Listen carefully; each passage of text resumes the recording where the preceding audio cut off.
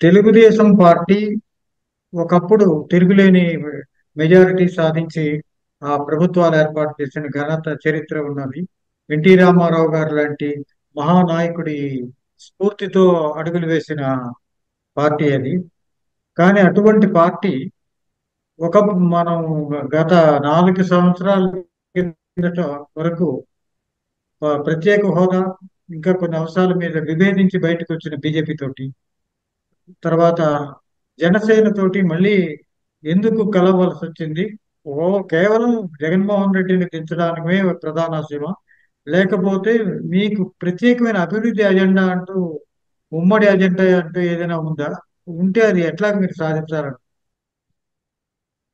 సూర్యప్రకాష్ రావు గారు, ముందుగా తమరికి అదే విధంగా ఆ, ఇండియా నెక్స్ట్ అనేటువంటి ఛానల్ ని పెట్టి ప్రజా సమస్యలు ప్రజాగళం వినిపించాలనే దృక్పథంతో మీరు ముందుకు రావటం మేమందరం కూడా అభినందిస్తున్నామండి.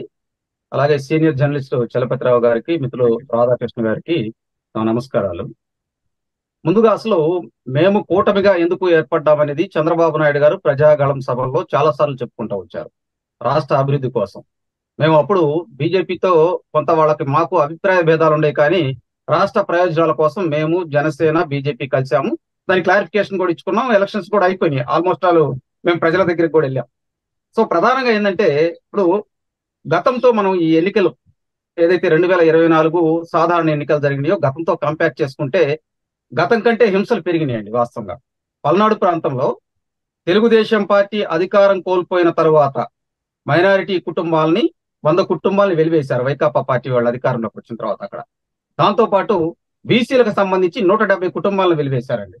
నిన్నటిదాకా కూడా వాళ్ళు ఎలక్షన్స్కి వెళ్ళా. మా మైనారిటీ కుటుంబాలు 100 కుటుంబాల వాళ్ళు నిన్న ఓటేయటానికి వెళ్ళడానికి అవకాశం లేదండి వాళ్ళు. ఎందుకంటే గుంటూరు పరిసర ప్రాంతాల్లో తలదాచుకున్నారు. మేము కూడా చాలా సార్లు ఫైట్ చేశాం. కానీ ఏంటంటే తోట చంద్రయ్యని అక్కడ చంపేస్తాం, దాంతో పాటు 7 నాయకులను మా వాళ్ళని చంపేయటం, అదేవిధంగా ఎలక్షన్ ఒక రోజు ముందల, పోలింగ్ ఒక రోజు ముందల మా నాయకుడిని చంపేసి రైలు పట్టాల మీద పడేయటం, దానితో పాటు పిన్నెల్లి సోదరులు అక్కడ బాంబులు, కత్తులు, గండ్రగొడ్డలతో కలకలం సృష్టించడం, ఇవన్నీ ఓపెన్ గా తెలిసిందే. పైపెచ్చు మరి పోలీసులు వాళ్ళని హౌస్ అరెస్ట్ చేస్తే వాళ్ళిద్దరు పారిపోయి హైదరాబాద్ ఏ విధంగా వెళ్తారండి?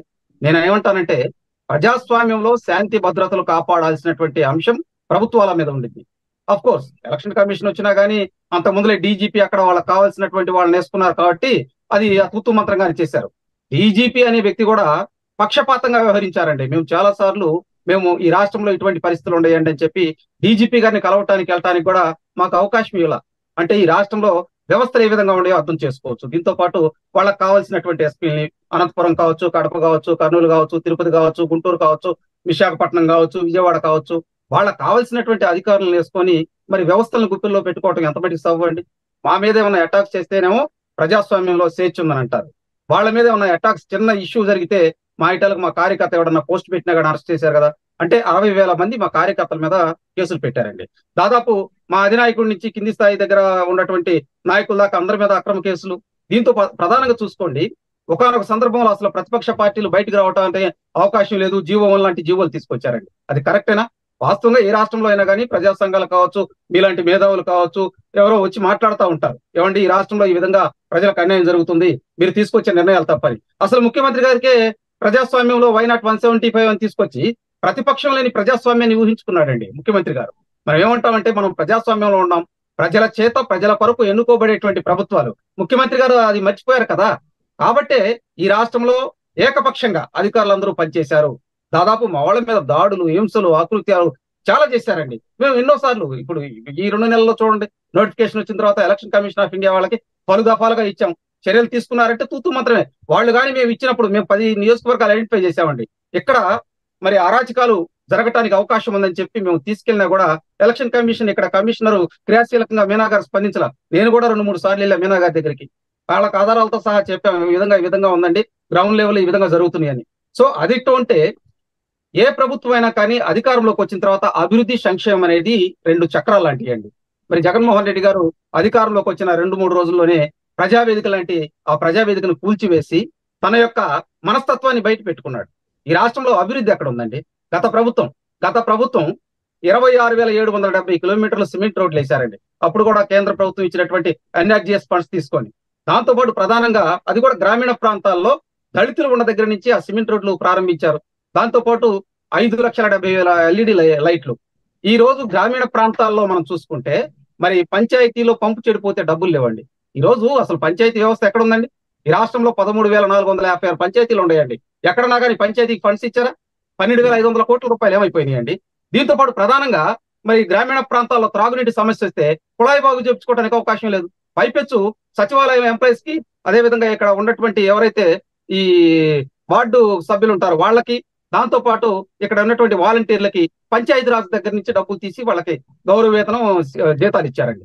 మేము ఏమంటామంటే వ్యవస్థలు మీరు నిర్వీర్యం చేస్తే ఎట్లా? లేదు, గత ప్రభుత్వం తీసుకొచ్చినటువంటి సంక్షేమ పథకాలు కొనసాగించి మేము కొత్తగా ఈ నవరత్నాలు చేసామంటే ఒప్పుకోవచ్చు. మీరు 2,60,000 కోట్లు మేము సంక్షేమానికి ఇచ్చామని చెబుతున్నారు 5 సంవత్సరాల్లో. గత ప్రభుత్వాలు సంక్షేమాలు ఇవ్వలేదండి. గత ప్రభుత్వాలు ఎడ్యుకేషన్ పెట్టలేదా? గత ప్రభుత్వం వైద్యం మీద ఖర్చులు పెట్టలేదా? ఈ రాష్ట్రంలో చూడండి, ఎక్కడా కూడా గత 3 సంవత్సరాల నుంచి మరి ఆరోగ్యశ్రీ అమలు కావట్లా. ఎక్కడన్నా హాస్పిటల్స్కి వెళ్తే ఆరోగ్యశ్రీ ఇక్కడ లేదండి, మాకే గవర్నమెంట్ అప్పు ఉంది, మీకేం మేము సర్జరీలు చేస్తామని అన్నారు. కానీ ఇక్కడ ముఖ్యమంత్రి గారు పదే పదే చెప్పుకుంటూ వచ్చారు. నేను ఇంకోటి కూడా అంట, అసలు మౌలిక వస్తువుల్లో భాగంగా ఎలిమెంటరీ స్కూల్ని రంగులు వేసుకుంటే ఉపయోగం ఉందండి. మీరు కూడా గ్రామీణ ప్రాంతాల నుంచి వచ్చినటువంటి వ్యక్తి, అక్కడ ఎడ్యుకేషన్ కావాలంటే ఏం చేయాలి? మౌలిక వస్తువులు కావాలి, టీచర్స్ కావాలి. ఎక్కడన్నా కానీ టీచర్ రిక్రూట్మెంట్ జరిగిందా? జరగకుండా ఇంగ్లీష్ మీడియం పెడితే ఎలా అండి? సుప్రీంకోర్టు కీలకమైనటువంటి మార్గదర్శకాలు ఉన్నాయి. ప్రాథమిక విద్య ఎవరైతే మాతృభాషలో జరిగిద్దో ఆ పిల్లలు డెవలప్ అవుతారని. ఈ రోజు 5వ తరగతి జరిగే పిల్లడికి తెలుగు రావట్లా. అదేం దౌర్భాగ్యం అండి? మీరు తీసుకురావచ్చు, సంస్కరణలు తీసుకురావచ్చు, ఎవరైనా ఇష్టం వచ్చి చేయొచ్చు. నేనేమంటానంటే ప్రజలకు ఆమోదయోగ్యమైనటువంటి మరి వైకాపా పార్టీ అధికారంలోకి వచ్చిన తర్వాత నేను 3,50,000 మంది మరి పేద విద్యార్థులు డ్రాప్ అవుట్స్ అయ్యారండి. నేను ఇది కేంద్రం ఇచ్చినటువంటి గణాంకాల ప్రకారం చెబుతున్నా. దీంతో పాటు ప్రధానంగా బడుగు బలహీన వర్గాల పిల్లలకు సంబంధించినటువంటి బెస్ట్ అవైలబుల్ స్కూల్స్ లేవు, స్కాలర్షిప్స్ లేవు. జిఓ నెంబర్ 77 తీసుకురావడం ద్వారా సార్ మరి పీజీ విద్యార్థులకు స్కాలర్షిప్లు అందల. దీంతో పాటు ప్రధానంగా చూడండి, మైనార్టీ విద్యార్థులు మీకు తెలిసే ఉండిద్ది, చిన్న చిన్న ప్రాంతాల్లో ఉంటారు. ఏదో 7వ తరగతి అవ్వగానే మెకానిక్ లో ఏదో ఒకటి వాళ్ళ తల్లిదండ్రులు తీసుకెళ్తా ఉంటారు. అటువంటి మా పిల్లల్ని గత ప్రభుత్వం తెలుగుదేశం పార్టీ అధికారంలో ఉన్నప్పుడు 2014-19 కాలంలో ప్రత్యేకమైనటువంటి స్కూల్స్ ఏర్పాటు చేశారండి. ప్రత్యేకమైనటువంటి ఉర్దూ పాఠశాల పెట్టారు. దాంతో పాటు రిక్రూట్మెంట్ పెట్టారు. దాంతో పాటు పిల్లలకు అవగాహన కల్పించారు, తల్లిదండ్రులకు అవగాహన కల్పించారు. మీ పిల్లల్ని ఎడ్యుకేషన్ పరంగా ముందుకు తీసుకెళ్ళండి, అప్పుడు మాత్రమే మీరు ఆర్థిక పరంగా, విద్యాపరంగా ముందుకు వెళ్తారని చెప్పి. దాంతో పాటు విదేశీ విద్య అండి, 4,782 మంది విద్యార్థులు ఇక్కడ విదేశీ విద్యకు పంపించారు. జగన్మోహన్ రెడ్డి గారు అధికారంలోకి వచ్చిన తర్వాత అంబేద్కర్ విదేశీ విద్యని జగన్మోహన్ రెడ్డి గారు ఆయన పేరు పెట్టుకున్నాడు, కానీ ఒక విద్యార్థులన్నా పంపించాడండి?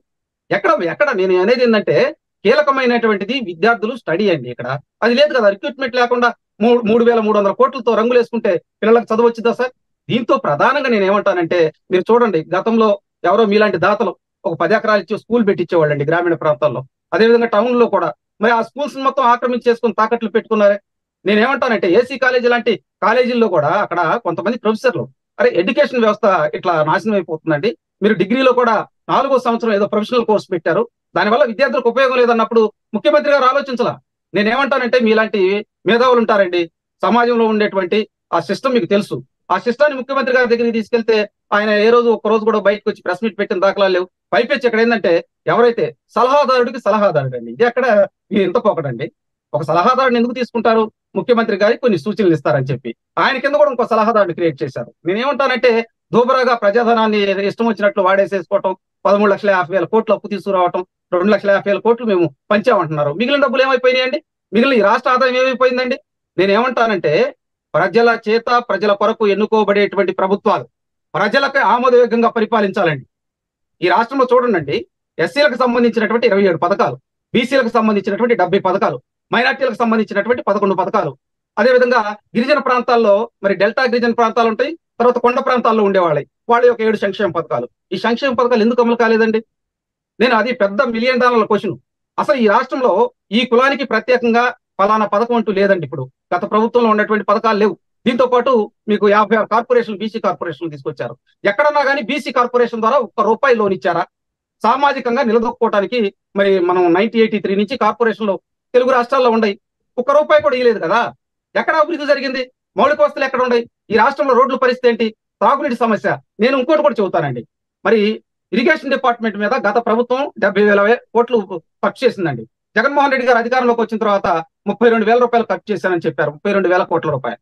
దీంతో ప్రధానంగా ఏంటంటే మరి పోలవరం ఎందుకు కంప్లీట్ చేయలేకపోయారండి? పైపెచ్చు గత ప్రభుత్వంలో కట్టినటువంటి పట్టిసీమను కూడా ఆపేశారు కదా. దానివల్ల ప్రధానంగా కృష్ణా పరివాహక ప్రాంతాలతో పాటు నెల్లూరు, మరి అదే విధంగా రాయలసీమ ప్రాంతంలో ఉన్నటువంటి రైతులు అన్యాయం అయిపోయారు. రాయలసీమ ప్రాంతంలో గతంలో ఎన్నడూ లేని విధంగా కరువులండి. అక్కడ గతంలో రైతు కూలీలు వలసలు పోయేవాళ్ళండి పక్క రాష్ట్రాలకి. మరి జగన్మోహన్ రెడ్డి గారు అధికారంలోకి వచ్చిన తర్వాత రైతులు వలసపోయారండి. రైతులు చిన్న చిన్న పిల్లల్ని వేసుకొని ఎంత హృదయ విదారకరమైన సంఘటనలు. ఎప్పుడైనా కానీ ప్రభుత్వాలు నేను ఒకటేనండి, సూర్యప్రకాష్ రావు గారు మీరు పెద్దలు, ఎందుకంటే మీరు ఇండియా లెవెల్లో చాలా పత్రికల్లో పనిచేసినటువంటి వ్యక్తి. ఎక్కడైనా కానీ ఒక రాష్ట్రంలో మౌలిక వస్తువులు ఉండాలి, దాంతో పాటు విద్య ఉండాలి, దాంతో పాటు ఆరోగ్యం పేదవాడికి అందుబాటులో ఉండాలి. ఈ అంశాల్లో ఫెయిల్యూర్ అయినప్పుడు జగన్మోహన్ రెడ్డి గారు ఏ విధంగా మరి మంచి పరిపాలన చేశారని చెప్పుకుంటారండి? ఈ రోజు ప్రజలను అడగండి. యువకులు ఇళ్ల దగ్గరికి మరి వైకాపా ప్రభుత్వ ప్రతినిధులు వెళ్తే, ఏమండి మాకు జాబ్ క్యాలెండర్ అన్నారు, ఏమైంది జాబ్ క్యాలెండర్ అంటే, అవునా ముఖ్యమంత్రి గారు చెప్పారు కదా చికెన్ మార్ట్ పెట్టుకోండి, మటన్ మార్ట్ పెట్టుకోండి అంటే, ఇది ఎక్కడ న్యాయం అండి? డిగ్రీ చదివిన పిల్లడు ఉప్పు చేపలు అమ్ముకుంటాడా? అందుకనే ఈ రాష్ట్రంలో ఎన్నికలు జరిగినప్పుడు 1,06,00,000 మంది యువత అండి, 18 సంవత్సరాల నుంచి 25 సంవత్సరాల మధ్య వయసులో కలిగినటువంటి వాళ్ళు క్రియాశీలకంగా తెలుగుదేశం పార్టీ ఉమ్మడి పార్టీకి మొగ్గు చూపించారండి. అందుకే అది పెద్ద ఎత్తున మాకు ఓట్లు వేశారు. దీంతో ప్రధానంగా చూడండి రైతుల సమస్యలు. రైతులు మరి ఈస్ట్ వెస్ట్ గోదావరిలో తుఫాన్లు వస్తే అక్కడ ఉన్నటువంటి రైతులకి సబ్సిడీలో టార్పాల్ పట్ల కూడా ఇవ్వలేకపోయినటువంటి ప్రభుత్వం వైకాపా ప్రభుత్వం. ముఖ్యమంత్రి గారు మరి ఏదో నేను రైతులకు అవి చేస్తాను ఇది చేస్తానని చెప్పారు. మరి కేంద్ర ప్రభుత్వం తీసుకొచ్చేటువంటి నిధులతో పాటు రాష్ట్ర ప్రభుత్వం ఇచ్చే మెడ్జి చేసి 13,500 వాళ్ళ అకౌంట్లో వేశారు. కానీ 13,500 అకౌంట్లో వేస్తానని ముఖ్యమంత్రి గారు ఏది అధికారంలో రాకముందు చెప్పారండి. దీంతో ఇంకొక విషయం కూడా చెబుతాను సూర్యప్రకాష్ రావు గారు. మరి మద్యపాన నిషేధం అని ముఖ్యమంత్రి గారు గొప్ప గొప్ప మాటలు చెప్పారు. మద్యపాన నిషేధం చేసే నేను మరి ముఖ్యమంత్రిగా ప్రమాణ స్వీకారం చేస్తానని గొప్ప మాటలు చెప్పి 33 సంవత్సరాలకి కార్పొరేషన్ తాకట్టు పెట్టి 25,000 కోట్ల రూపాయల అప్పులు తెచ్చారండి. ఇది ఎక్కడండి? ఇది ఏ విధంగా అసలు? అంటే ముఖ్యమంత్రి గారు చెప్పిన మాట చేయడు, చేసే మాట చెప్పడన్నట్టు చేశాడండి. దీనివల్ల ప్రధానంగా రాష్ట్రంలో ఉన్నటువంటి ప్రతి వర్గం వాళ్ళు నష్టపోయారు. జంగారెడ్డి గూడెం దగ్గర అండి 12 మంది కల్తీ మద్యం దాకా చనిపోతే అసెంబ్లీలో ముఖ్యమంత్రి గారు లేదు ఆ కుటుంబాలు కల్తీ మద్యం దాకా చనిపోయి నేను వాళ్ళకి ఆర్థిక సహాయం చేస్తానని ఒక రోజు ముందర చెప్పి, తర్వాత రోజు మరి పోస్ట్ మార్టం రిపోర్ట్లు మార్పిచ్చేసేసి అరే ఏం లేదు వాళ్ళు అనారోగ్య కారణాల వల్ల చనిపోయారని చెప్పి నిస్సిగ్గుగా అసెంబ్లీలో మాట్లాడారు ముఖ్యమంత్రి గారు. ఇవన్నీ వ్యవహారాలు మనం ఒకసారి అవగాహన చేసుకోవాలి. దీంతో ప్రధానంగా నేను ఒక మాట చెప్పి కంక్లూజన్ చేస్తానండి. ఈ రాష్ట్రంలో పరిస్థితులు చూడండి, పక్క రాష్ట్రాలతో అభివృద్ధిలో కంపేర్ చేసుకోండి, లేదు యువతతో కంపేర్ చేసుకోండి. ఎక్కడ గంజాయి దొరికినా కానీ ఆంధ్రప్రదేశ్ దాని మూలాలు బయటపడుతున్నాయి. యువత మరి పక్క రాష్ట్రాలతో కంపేర్ చేసుకున్నప్పుడు నిరుద్యోగులు పెరిగిపోయారండి. పారిశ్రామికంగా ఎక్కడైనా అభివృద్ధి చేశారంటే అది లేదు. పైపెచ్చు ప్రతిసారి మేము అప్పు తెచ్చి బటన్ నొక్కుతామంటే సరిపోయిందండి. ముఖ్యమంత్రి గారికి ఒక అవగాహన ఉండాలి. 151 సీట్లు మంచి మెజారిటీతో ఇచ్చినప్పుడు మరి ఆయన రివ్యూ చేసుకోవడం కూడా ముఖ్యమంత్రి గారు ఈ 5 సంవత్సరాలు ఒక్కసారైనా బయటకు వచ్చి ప్రెస్ మీట్ పెట్టారండి. మరి ఎస్సీ ఎస్టీ బీసీల మీద దాడులు జరిగినప్పుడు ఎక్కడైనా మాట్లాడారా? మీ ఇందాక మిత్రుడు చెబుతున్నాడు మేము 17 మెడికల్ కాలేజీలు తీసుకొచ్చామని. ఒక్క మెడికల్ కాలేజీలో అడ్మిషన్ ఉందా? 5 మెడికల్ లేదులేండి జరగటం కాదు. కానీ మీరు ఎక్కడెక్కడ మెడికల్ కాలేజీలు ఉన్నాయో చెప్పండి. మీరు తీసుకొచ్చి ఈ రోజు అమలు చేసిన పోర్టులు అంటున్నారు. పోర్టులు మొత్తం 8 కోట్లు అదానికి అంటకాగారు కదండి. అదానికి తాకట్టు పెట్టారు కదా పోర్టులు.